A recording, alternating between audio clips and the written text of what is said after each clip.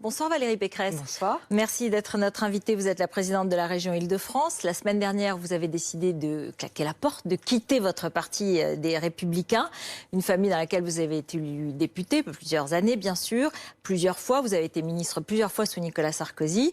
Vous avez choisi BFM TV pour réagir au discours d'Édouard Philippe. Merci.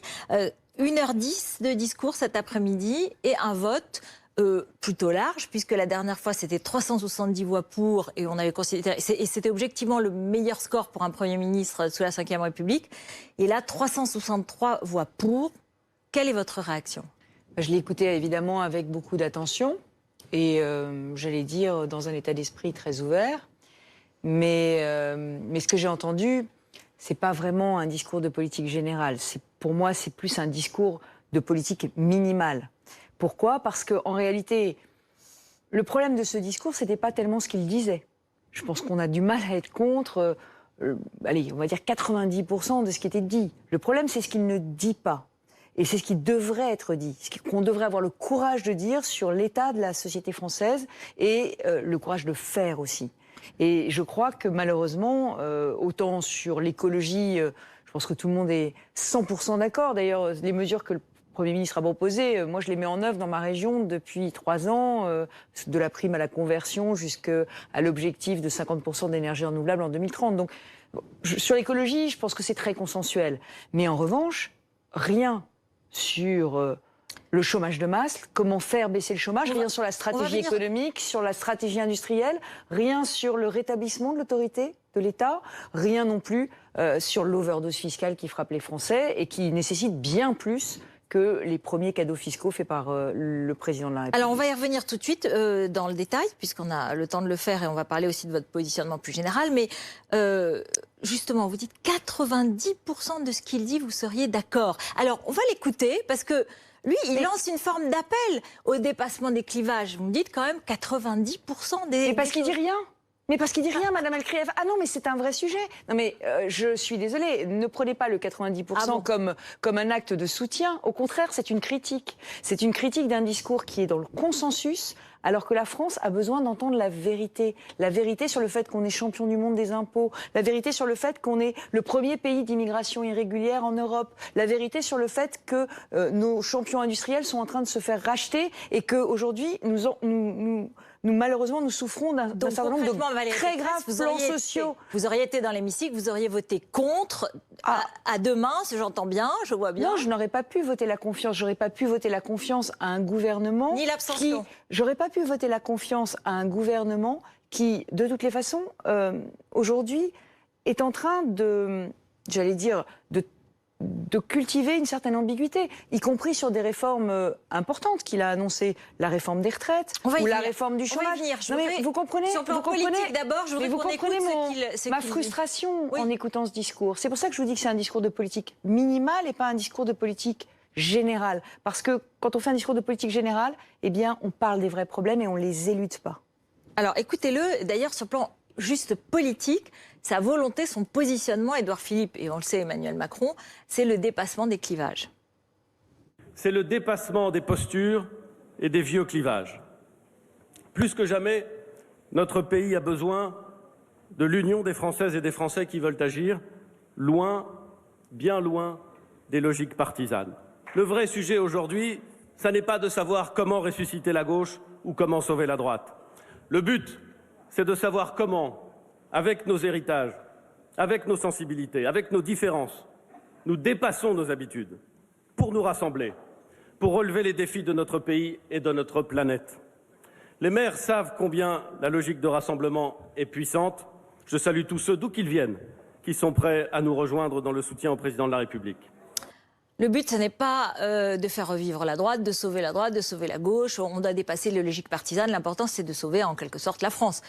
Mais sur ce discours-là, je suis totalement d'accord avec lui. Simplement, l'objectif étant de sauver la France, autant en diagnostiquer sereinement et lucidement les problèmes. Mais donc, quand il fait cet appel-là, vous dites non, la main tendue, vous dites non, je ne la prends pas. Ah, mais j'ai pas du tout dit ça. J'ai écouté.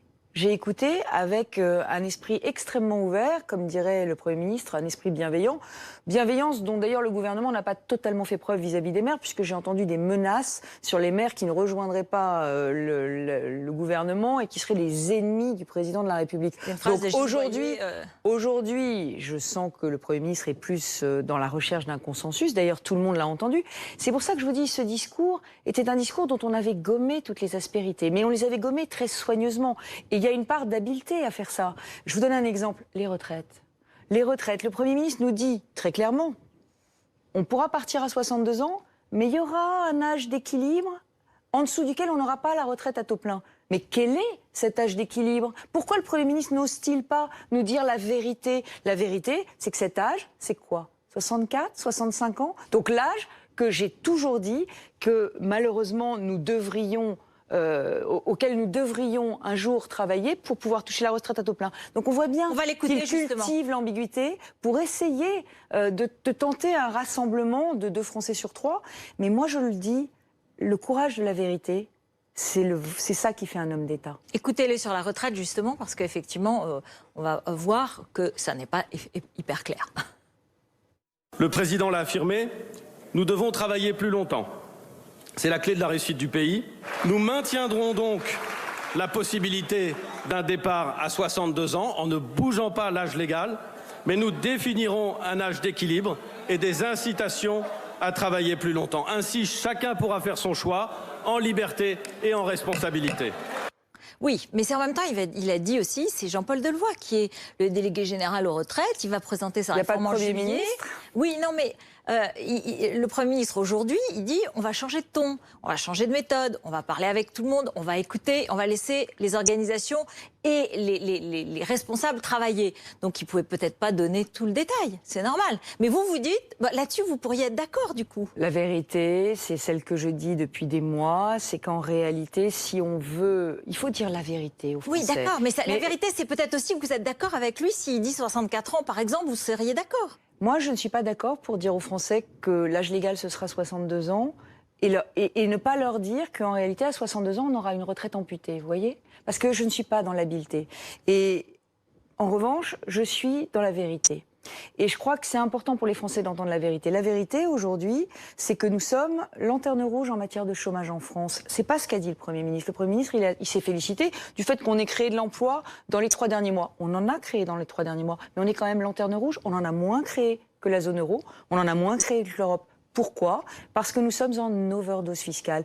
Pas seulement les ménages qui n'arrivent pas à boucler leur fin de mois, qui n'arrivent pas à vivre décemment de leur retraite, qui sont en overdose fiscale et pour lesquels il faudrait baisser les taxes pour qu'ils puissent vivre de leur travail et sans avoir à demander des revenus d'assistance ou des allocations. Mais aussi les entreprises. Moi, je travaille aujourd'hui avec toutes les entreprises, les PME, mais aussi les grands groupes internationaux. Qu'est-ce qu'ils me disent? On ne crée pas d'emplois en France suffisamment. Pourquoi on n'en crée pas? Parce que les impôts de production sont plus élevés en France qu'ailleurs, parce qu'il y a un problème, malheureusement, d'attractivité de notre territoire, attractivité fiscale. Oui, mais vous avez vu que l'attractivité, elle a été citée par le Premier ministre, elle est supérieure à cette heure-ci aujourd'hui en France qu'en Allemagne, par exemple, pour les investisseurs étrangers. Ce qui est très nouveau. Très nouveau. Mais madame, là encore, elle est supérieure en termes d'investissement, elle n'est pas supérieure en termes de création d'emplois. Et si vous demandez à des entreprises, j'ai déjeuné la semaine dernière avec toutes les filiales d'entreprises allemandes en Île-de-France. Donc c'est intéressant de les écouter.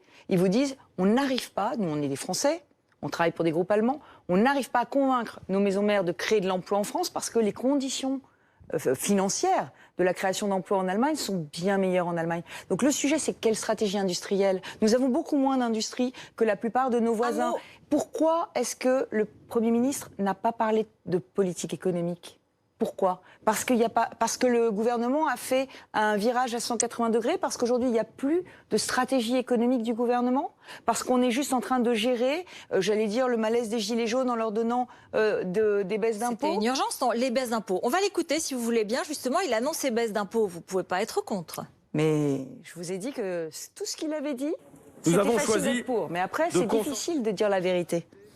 De la baisse de l'impôt sur le revenu. Nous avons choisi de concentrer l'intégralité de la baisse de l'impôt sur le revenu annoncée par le président de la République sur les classes moyennes qui travaillent. Le taux d'imposition de la première tranche de l'impôt sur le revenu, qui regroupe 12 millions de foyers, sera abaissé de 3 points. Cela représente un gain moyen par foyer de 350 €, soit à ce niveau un tiers de l'impôt en moyenne. C'est massif, c'est clair, c'est net. Les 5 millions de foyers de la tranche suivante bénéficieront d'un gain moyen de 180 €. L'effet de cette réforme pour les tranches suivantes sera neutralisé. Ces baisses seront votées dans le projet de loi de finances pour l'année 2020. Soyons clairs, baisser les impôts de 5 milliards en une fois nous obligera à faire des choix pour contenir nos dépenses publiques. Oui, mais là encore, alors je ne peux qu'être pour une baisse d'impôts, et notamment sur les premières tranches de l'impôt sur le revenu. Vous le savez que ça fait partie, la baisse de l'impôt sur le revenu, du projet que porte la droite depuis des années. C'est pour ça. Non, mais attendez, là encore, est-ce qu'on pourrait dire la vérité? Cette baisse d'impôt, elle est financée à crédit. Aujourd'hui, cette baisse d'impôt, elle ne sera durable pour les Français que si, à côté, il y a une baisse de la dépense publique. Où est le discours de baisse de la dépense? Quelle va être la stratégie du Premier ministre vis-à-vis des fonctionnaires? Je n'ai pas bien entendu, je n'ai pas compris. Et quand c'est flou, c'est qu'il y a un loup. Aujourd'hui, il n'y a pas de stratégie de baisse des dépenses. Il faudrait annoncer un mouvement très fort, très puissant de baisse des dépenses qui ne sont pas indispensables, des baisses qui sont des gaspillages. Mais il y en a... Je ne vais pas parler pour le Premier ministre, je ne suis pas le Premier ministre, mais moi je vais vous parler de ma région. J'ai baissé d'1 milliard d'euros en 3 ans les dépenses de ma région. 1 milliard d'euros. J'ai fermé 15 structures. À chaque structure que je fermais, on me disait qu'elle était utile. Mais aujourd'hui, je mets au défi les Franciliens de me dire quelle structure j'ai fermée. La vérité, c'est qu'il y a énormément de structures aujourd'hui qui ont une utilité, certes, mais minimale, et qu'on pourrait fermer pour redonner l'argent là où sont les priorités. Et les priorités, elles sont dans les transports, les priorités, elles sont dans le désenclavement des territoires ruraux. Je n'ai pas entendu parler d'investissement ce soir. Nouvel acte de la décentralisation. Mais la décentralisation, c'est du technique. Moi, je vous parle des investissements structurants qui vont permettre aux territoires ruraux qui ont été au démarrage des Gilets jaunes, d'avoir des investissements pour se développer, pour faire revenir de l'emploi industriel. Pardon, mais... j'ai pas entendu parler d'investissement parce que j'ai pas entendu parler de la baisse de dépenses de fonctionnement qui seule permettrait de faire des nouvelles lignes de train, des nouvelles infrastructures. Vous voyez, il y avait plein de non-dits dans ce discours. Et vraiment, je l'ai écouté avec très grande ouverture. Je vous dis, rien de ce qui a été dit ne m'a choqué. Ce qui me choque, c'est ce qui n'a pas été dit. Et sur l'autorité, je voudrais vraiment qu'on y vienne. Parce que là, on a parlé beaucoup d'économie et il y avait beaucoup de manques sur l'économie. Mais sur l'autorité de la loi, il y a aussi énormément Dans un instant. de manques. Dans un instant, parce que je m'adresse aussi à vous sur un autre sujet qui a marqué quand même la procréation médicalement assistée pour toutes les femmes dans le cadre de la loi de bioéthique et qui donc sera adoptée en Conseil des ministres en juillet et discutée à l'Assemblée nationale fin septembre. Donc un calendrier précis, c'est une loi large, mais cette mesure, elle est attendue. Vous l'approuvez ? Alors là encore, pardon de vous le dire, moi sur la procréation médicalement assistée pour toutes les femmes, j'ai deux réserves éthiques.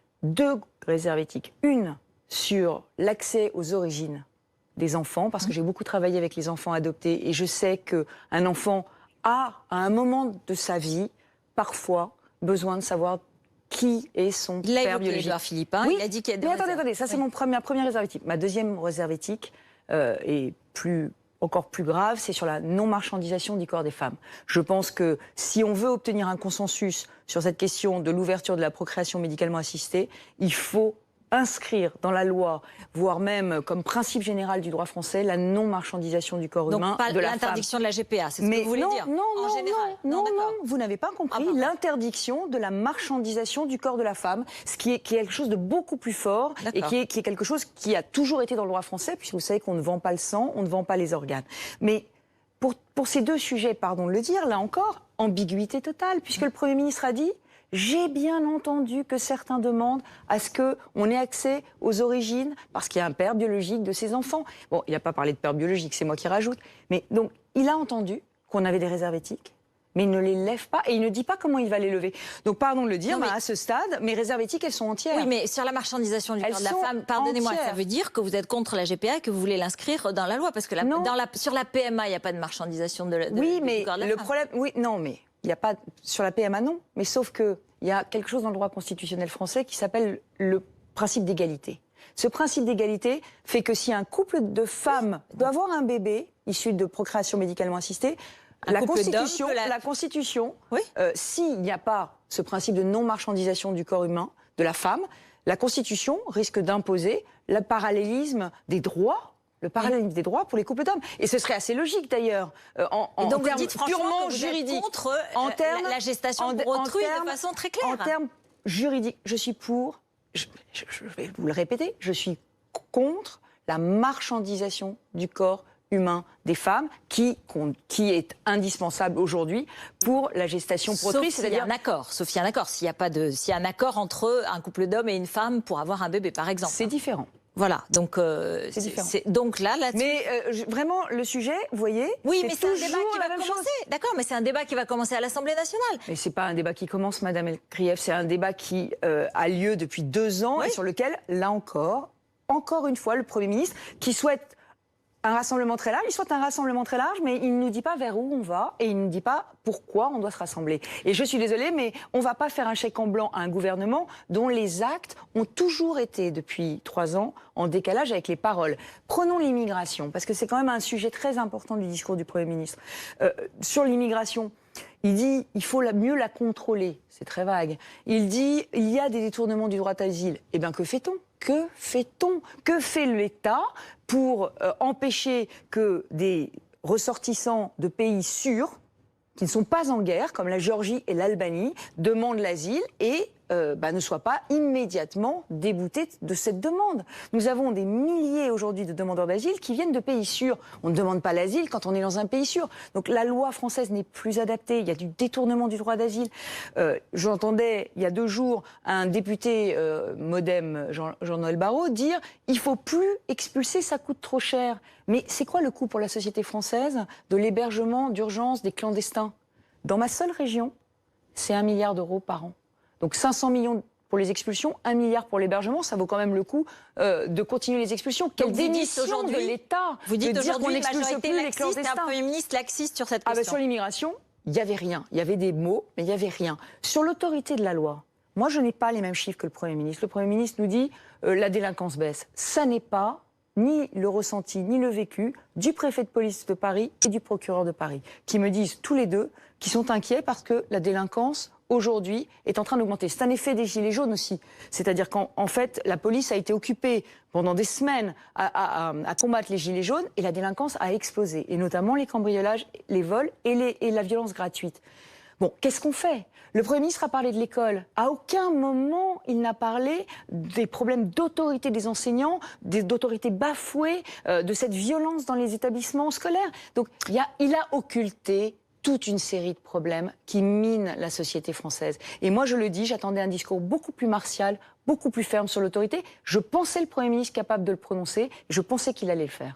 Alors Valérie Pécresse, c'est intéressant parce que c'est vrai que on a envie de savoir pourquoi vous êtes partie de chez les Républicains et aussi, du coup, vous l'avez donné, vous nous l'avez expliqué, quelles sont les différences ? Parce qu'on a tendance à penser, mais c'est naïf sans doute, que lorsque vous aviez soutenu Alain Juppé à la primaire et que ce sont par exemple, que c'est l'origine d'Édouard Philippe, c'est le camp. Moi j'étais de l'aile droite du juppéisme. Oui, alors c'est ça. J'ai vu que vous dites aujourd'hui qu'en partant de chez les Républicains, vous voudriez créer ou fonder une forme de structure des juppéistes de droite. Non, de droite moderne. De droite moderne. D'accord. La droite moderne, c'est pas Emmanuel Macron.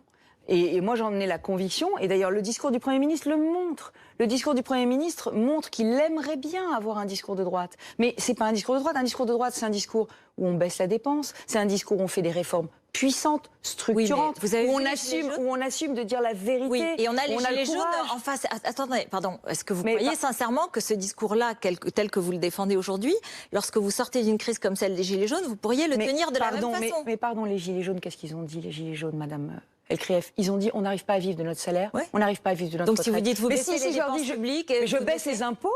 Je baisse les impôts. C'est ce qu'ils font. Non, ils baissent les impôts. Il y a la baisse le cadeau électoral pour calmer les gilets jaunes avant les élections européennes. Mais il faut aller beaucoup plus loin. La baisse des impôts qui est annoncée ne suffira pas à nous enlever ce titre de champion mondial des impôts. Nous Donc sommes vous dites, champions mondial finalement, il faut aller de la beaucoup plus pression loin. fiscale. Ils ne sont Mais pas. oui. Vous On ne voulez fait pas, incarner il ne la fait droite pas. moderne, c'est ce que Il vous ne voulez fait dire. pas, mais bien sûr. Mais moi, j'avais l'impression, quand j'entends cette expression, parce que vous l'avez dit franchement, je suis à la droite de Juppé, j'étais à la droite d'Alain Juppé, je me dis, c'est quand même très étroit. On est en train d'entrer dans une forme de chapelle qui se rajouterait à des chapelles. Mais non, et c'est absolument une pas. toute petite maison à ce moment-là. Absolument pas, absolument pas. Le sujet, il est simple. C'est que s'il n'y a pas une droite républicaine qui incarne une alternance crédible au gouvernement d'Emmanuel Macron, avec des vraies propositions qui répondent aux vraies urgences, l'immigration, la sécurité, l'overdose fiscale, l'attractivité du territoire pour créer de l'emploi. Si on ne se met pas sur ces vrais sujets, qui sont quand même objectivement les seuls sujets qui vaillent aujourd'hui pour la vie quotidienne des Français... Mais vous allez trouver beaucoup de points d'accord avec les Républicains aussi, du coup,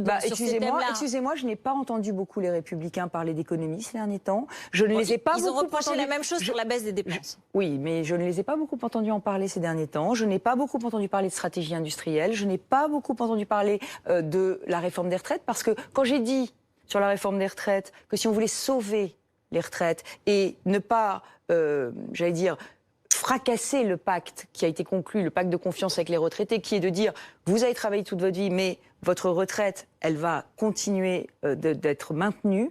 Et bien pour ça, il faut qu'on travaille jusqu'à 65 ans. Moi, j'ai eu le courage de le dire. Les Républicains ne l'ont jamais dit. On a été 2 ou 3, Éric Woerth, Xavier Bertrand, moi, à le dire, mais jamais le parti n'a dit. Pourquoi vous n'êtes pas ensemble? Non, mais attendez, je peux juste finir parce qu'on a l'impression qu'il y a un morcellement, une explosion, un puzzle comme ça, et que dans le fond, chacun va dire, mais c'est moi le seul et le vrai et le bon républicain ou la bonne droite ou la bonne. Mais de fait, vous isolez tous. Pas du tout, pas du tout. Le sujet aujourd'hui, il est simple. Moi, j'ai fait le constat, et c'est un constat malheureusement attristé, que même si Laurent Wauquiez était parti, la ligne qu'il avait définie, c'est-à-dire une ligne conservatrice, était la ligne des Républicains. Et je n'arriverai pas à la changer. Je n'arriverai pas à la changer parce que les élections à la présidence des Républicains ont été précipitées en octobre. Une décision qui a été prise sans que personne ne soit consulté. Certains disent que vous n'auriez pas gagné si vous étiez Madame présenté. Mais non, mais c'est même pas ça. C'est que non seulement elles ont lieu en octobre, mais elles ont lieu en plein milieu des municipales dans un parti qui n'a plus d'adhérents. Pour faire des élections ouvertes, pour pouvoir avoir un vrai débat sur la ligne, il aurait fallu faire les élections après les municipales. On est en pleine municipale. Est-ce que ce serait responsable de ma part de mener un débat, confrontation de lignes aujourd'hui au sein des Républicains, alors qu'on est en élection municipale? Une guerre des chefs, c'est ça ce qu'on veut? Donc évidemment, le choix de cette date d'octobre, dans un parti où il n'y a plus de militants, eh bien c'est un choix exprès de verrouillage. D'ailleurs, on le voit, on n'aura sans doute qu'un seul candidat aux Républicains pour la présidence. Donc c'est un choix de verrouillage. Donc, je le dis, non mais je le dis très tranquillement, je ne pouvais plus être utile à mon pays, dans mon parti. En revanche, en étant à la tête d'un mouvement qui s'appelle Libre, qui est un mouvement d'idées, et dans lequel on va penser les sujets de façon moderne, la politique industrielle, on va parler d'économie, on va parler de sujets de société. Vous n'avez pas peur de l'isolement? Alors que vous êtes une élue importante, l'Île-de-France c'est très important, c'est la première région d'Europe. Mais ça veut dire quoi l'isolement? L'idée, c'est à un moment donné de se rassembler tous ensemble. Gérard Larcher a pris une initiative qui, de ce point de vue, est la bonne. Il a dit, un jour, il faudra que le centre droit, duquel nous avons réussi à nous séparer quand même, avec une politique trop clivante des LR. Donc les LR, les Républicains, le centre droit, mais au milieu, il faut un pilier de droite moderne. Ce pilier de droite moderne que Édouard Philippe revendique d'incarner alors qu'il ne l'incarne pas. Dernière question, Valérie Pécresse. Et par ailleurs, sur les sujets de société, il y a un vrai sujet. C'est qu'aujourd'hui, je pense qu'il nous faut une droite qui dise très clairement, et c'est important, que on doit d'abord résoudre les problèmes de la vie publique avant de venir s'ingérer dans la vie privée. On s'est trop ingéré dans la vie privée des Français sans résoudre leurs vrais problèmes, chômage, logement, emploi, pouvoir d'achat. Vous ne craignez pas une candidature des Républicains en face de vous à la région Île-de-France? Mais je ne crains rien parce qu'aujourd'hui, je suis une femme totalement libre. C'est le nom de votre mouvement? C'est pas seulement le nom de mon mouvement, c'est aussi une philosophie de vie. Vous savez, moi je fais de la politique pour être utile. J'ai un sentiment que je suis utile à ma région. Vous êtes soulagé? Vous vous sentez mieux? Je suis utile à ma région, que je suis en train de puissamment transformer et ça m'épanouit énormément le travail que je fais à la région. Mais j'ai aussi le sentiment que si nous n'incarnons pas très vite une troisième voie, une alternative compétente et crédible à Emmanuel Macron, Un jour, Marine Le Pen dirigera ce pays. Un jour, Emmanuel Macron trébuchera. Et un jour, l'extrême droite sera la seule alternative. Et ça, c'est vraiment l'une des raisons pour lesquelles je me suis engagée en politique. C'est pour contrer les extrêmes et pour contrer le Front National. C'est pour ça que je me suis engagée auprès de Jacques Chirac au lendemain de la dissolution ratée de 97, au moment où il n'y avait personne qui s'engageait en politique. Et donc, je suis fidèle à mon ADN gaulliste. Merci beaucoup. Merci Valérie Pécresse d'être venue avec cette passion, cette véhémence pour si défendre on n'est pas passionné en politique, ça sert à rien d'en faire. Il faut se planquer, il faut partir travailler ailleurs. Merci beaucoup.